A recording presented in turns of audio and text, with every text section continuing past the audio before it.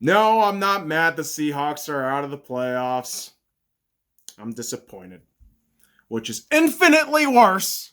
But hey, this brings us along into episode number 314 of the Sky Lounge podcast. Peeled and procrastinated Piggyskin picks Wily wildcard Crass. My goodness, what a Wily wildcard weekend it was, where we got to talk about this right out the gates. The Seahawks got clapped by the LA Rams 30-20. There's really no other fucking way to say it. We got butt fucked by the Rams. Ass rammed by the Rams. You're being a little repetitive, aren't you? Fuck you, man. You know how upsetting it is to lose to your rival after meeting them 3 times this year, and this is your second loss, and the second loss comes in the fucking form of a playoff game? God damn it, dude. It's irritating.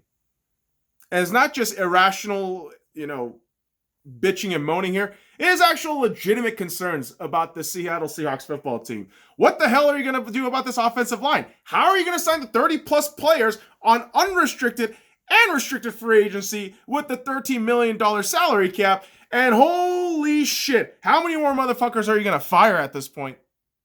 Because Skybox Shoddy, he's out. He's gone. Bye. I mean, you got fucking Scott Fitter, one of the executives, gone. Bye. But guess who's around forever? Pete Carroll and John Schneider. Schneider got extended to 2027. Do I think that's a great idea? I don't know. I honestly said Pete Carroll being extended was a terrible idea. I still hold to that opinion, honestly. We should have been grooming an, I don't know, probably an inheritor or a successor. But we know damn well Pete's never going to go away until he wants to go.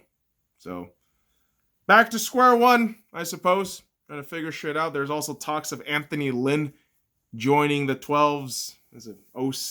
And it's like, oh my God, what the fuck? Are we doing just tracing trends? I mean, are we going to go back to our philosophy and identity of, running the goddamn ball down people's throat and having Russell just aerate the shit out of the goddamn ball with his beautiful, long throwing arms, with DK and Tyler and Demo doing the damage? Fuck, man. I just don't know what to think about with the Seattle Seahawks team other than you're going to be stuck in mediocrity for a good long bit unless you figure some shit out.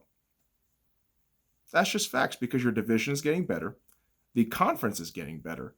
And as much as I love Russell Wilson, a good majority of the season he was ass.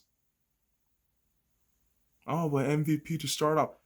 He was mediocre the good majority of the season.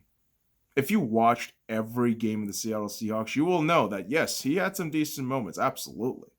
But I would contest that, one, Russell played like an arrogant fuck, and two, he could have been playing injured, for all I know. And so, yeah, all I can do is just brush this shit off, take the fucking L, look at our personnel and team and think, okay, how do we improve moving forward? What else can we do? Except just, be salty about the Rams and the refs, because I don't want to hear that shit. I don't. Because you know what?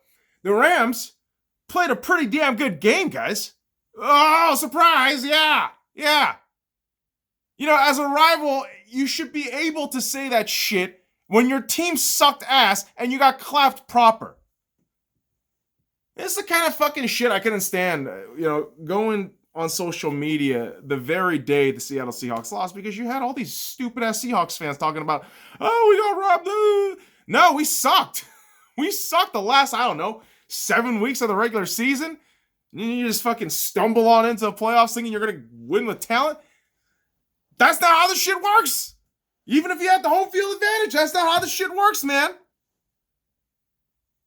You got to want it. You got to be better. You got to be prepared. The Seahawks, they looked nothing like that on the game against the Rams. It just blew my mind. The fourth quarter, like the last 5 minutes, Seahawks show up, but I thought, why? Why would you show up now?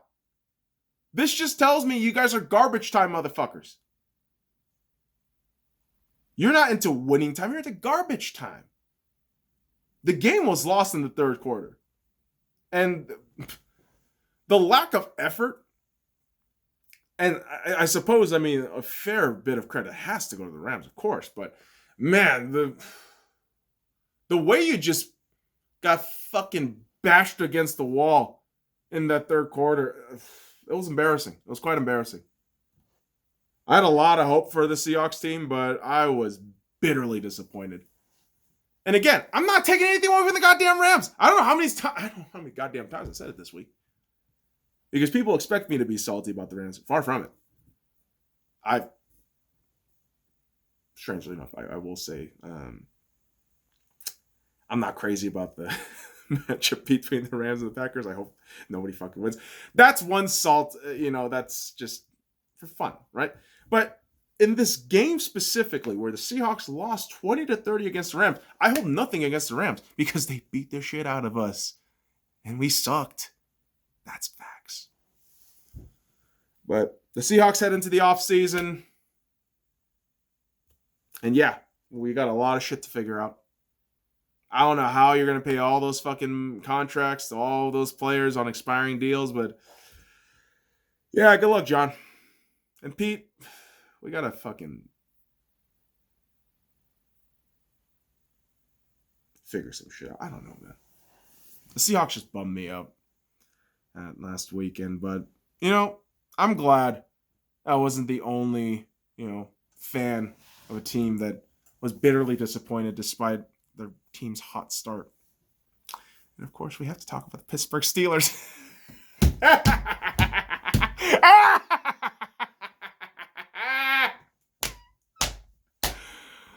What the fuck did I say the entire season, man? What the fuck have I said the entire goddamn season? The Steelers weren't that good. I did say that, right? Whether it be in the regular season or the postseason, the implosion is inevitable. I did say that shit. Look what happens. Cleveland Browns. The Cleveland fucking Browns beat the shit out of the Steelers 48-37. And don't even let the scoreline fool you into thinking, it was a close game. The Pittsburgh Steelers had a chance in the third quarter. Granted, the third quarter, the Browns really let up a lot of points on multiple possessions, and Baker goes, well, I mean, I'm not just Baker, but the Browns on offense, back-to-back punts, just ugly. But this game was won in the first quarter. And you could see from the Steelers players' eyes that it was over in the first quarter. When Pouncey, hikes the ball, and that shit just plops out his asshole, flies all the way near the end zone, and motherfucking, I think it was Connor. I'm pretty sure it was Connor and Roethlisberger just looking at this shit like, I don't know what to do. Just sees a fucking Browns player grab the ball in the end zone for a Browns touchdown. Fucking fumble return. Oh my God. And then you follow that up with Big Ben fucking throwing an INT. This motherfucker threw 4 INTs this game. Oh, but he also threw for 500 yards and 4 touchdowns. Who gives a shit, bro? Big Ben is ass. And he was fucking smacked around by a secondary that was just hampered by injuries and fucking practice squad dudes, second string motherfuckers. Not trying to make excuses for the Browns, but goddamn Steelers. All that hype for what? All that arrogance for what? Juju? Chase? The Browns is the Browns, is that right? Bitch ass. So stupid, man. Why would you fucking... I gotta really just pull back here because Juju Smith-Schuster used to be a solid receiver that I really liked. And then this dude, in the course of a season, goes from decent to cancer. Is it TikTok? Is it just being a fucking millennial? What the hell's the deal, man? Juju, you're an idiot. You alone didn't cause the team to fail, but you kept fucking putting the gasoline on the fire. Why would you do that? The Browns already have enough reasons to think the world is against them, but man, you really just give them more bait and bulletin board material? You're a fucking retard, Juju. And Chase, you're a bitch. You're a salty ass bitch. I'm a salty bitch. That's why I can call you out as a salty bitch. Yeah. Similar people, right? The Spider-Man meme. You and I, we're in the same fucking boat, bitch. Take the L, Chase. Take the fucking L. You go on TikTok live talking about they're going to get clapped next week by the Chiefs. What are you, a bitter ex-girlfriend, you fucking twat? Get a hold of yourself, man. And this starts with Tomlin. Mike Tomlin has created such a cancer culture locker room in that Pittsburgh Steelers fucking organization, and nobody calls him out on it. Nobody calls him out on it because Super Bowl.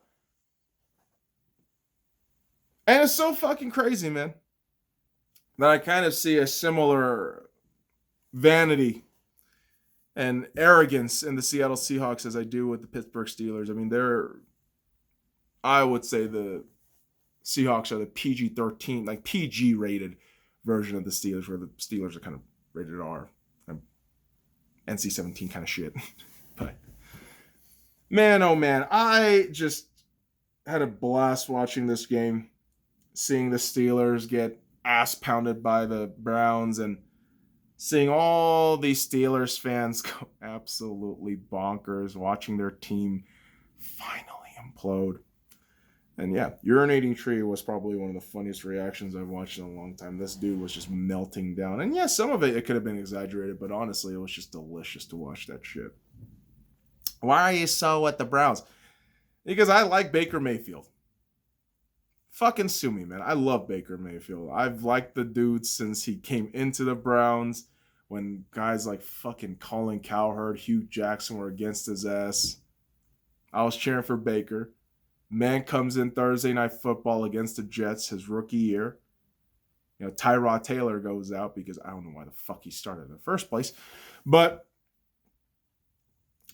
Baker became a legend in my eyes at that point. I obviously, he's not, the be-all, end-all at that point, but I saw the potential. I thought, wow, this is a kid who I believe can shake a apathetic, kind of mediocre franchise out of its lull, out of its, factory of sadness shit. And lo and behold, Baker did the business against the Steelers. And you know what? I really think against the Chiefs this weekend, the Browns are going to get theirs. But that's just me, boys and girls. That's just me. I got my bad takes. I'll admit that. But I also got some good takes. Not a lot. not a whole lot. But the one good take, I suppose, is saying the Redskins do have some decent talent, right? I know, bold statement. But Chase Young, Terry McLaurin, I mean, I've been heaping praise on those dudes all season, but we saw the birth of, just an absolute fireball in Tyler Heineke. And although the Redskins didn't come out with a win, you could see the future with that Redskins team, between Ron Rivera, maybe Alex Smith, backup quarterback, starting quarterback, or some sort of quarterback capacity role, maybe as a coordinator or something. But this team has a pretty decent future, unless, Snyder fucks all that shit up, which seems more than likely. But they weren't able to completely hold off against the Tampa Bay Buccaneers, who kind of pantsed them early. And the Redskins just didn't really get back. It's kind of unfortunate because I really would have liked to see the meme live on, where the, 7-9 or the 7-9 Redskins team go on to make some noise in the playoffs. But they're their story ends there, but you could see the NFC East being a bit better than this garbage shit that we saw this season. But as for the Buccaneers, hey, Tom Brady winning it in the NFC now, and God, I hope he doesn't fucking get to the Super Bowl. That would be really annoying, but it seems like it's inevitable. Right? But I digress. You had the game between the Baltimore Ravens and the Tennessee Titans, where I did say the Titans should and would win, but I was proven wrong. And really, I'll take it a step further. I was proven wrong to a point where my unabashed criticism of Lamar Jackson was flung right back at me with his good old poop that he took a couple of weeks back against the Browns. What does that mean? Well, Lamar Jackson proved that he could win a playoff game. Yeah, I can admit to that. I mean, the dude, what was it, 3rd and 17?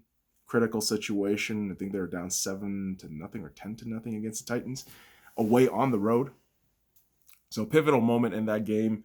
Lamar just lightning speed, just blazes through the end zone for a touchdown, and I got to give the man kudos. And the Ravens did what they had to do to get that win.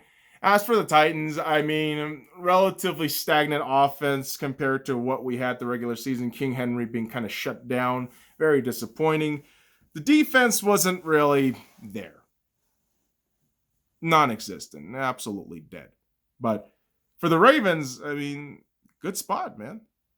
You finally get a playoff win with Lamar, and you're just hoping to see where you go from there. And very curious, because you're going to have a very tough matchup with the Bills, who took care of business against the Indianapolis Colts. And a 24-27 scoreline would suggest, oh man, super, super close. It never felt like that. Personally, for me, it just never felt like that when you're watching the Bills team go against this Colts team led by Phil and Rivers, who contest would probably be able to throw more, pregnancy tests than touchdowns. But man, bit underwhelming for the Bills defense, but they get the job done. Josh Allen making the city of Buffalo happy. No tables will be safe from Bills Mafia, but a home game of 6,700 fans, being able to see your team win a playoff home game since the mid-90s, man, that's awesome. It's freaking great. And you just hope the Bills continue that good vibe. I mean, personally, I think the Bills will win the Super Bowl. That's my thing. But who the hell knows? It's a wacky time, boys and girls. So fucking wacky, in fact, that we had an NFL game on Nickelodeon. Yeah. A motherfucking game on Nickelodeon. If you bitches are going to complain about me cursing, shut the fuck up. The NFL took it in stride to do that shit this weekend. Oh, so fun, NFL on Nickelodeon. Like, you understand that they're doing that shit to push, more adult-themed shit to children, right? They've already been doing that with Nickelodeon shows for decades, but yeah. Welcome to the weird time of 2020 where exploiting your kids to stupid shit is the best thing and the most healthy thing, because oh god, I hate mainstream media. But hey, Nickelodeon,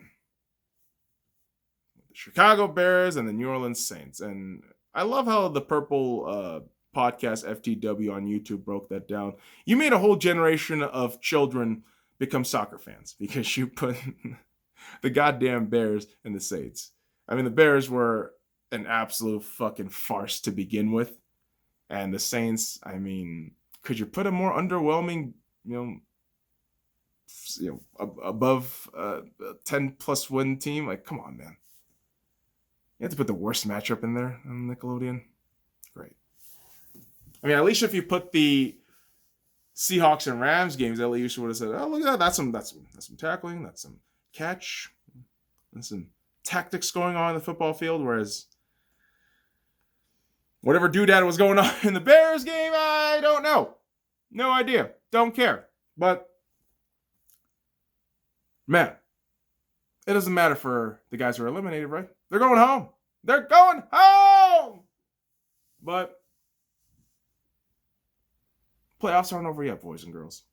as we know, the Packers and the Chiefs are still waiting until this weekend when divisional rounds kick off, as they had the first seed rest. Only one teams get that now for each conference.